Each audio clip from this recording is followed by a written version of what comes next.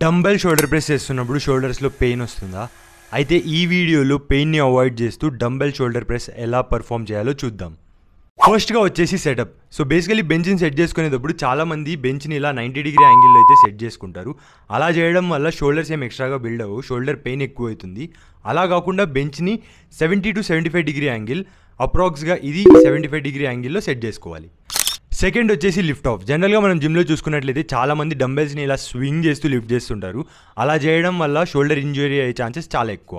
అలా కాకుండా ఈ వీడియోలో కనిపిస్తున్నట్లు డంబెల్స్ని తొడ మీద పెట్టి లిఫ్ట్ ఆఫ్ చేయండి. ఎగ్జిక్యూషన్ కూడా ఈజీగా ఉంటుంది. థర్డ్ వచ్చేసి ఎగ్జిక్యూషన్. డంబెల్స్ని లిఫ్ట్ ఆఫ్ చేసిన తర్వాత మూమెంట్ని ఎగ్జిక్యూట్ చేసేటప్పుడు ఎల్బోస్ని ఇలా కంప్లీట్గా ఫ్లేర్ అవుట్ చేసి మూమెంట్ని స్టార్ట్ చేయకండి.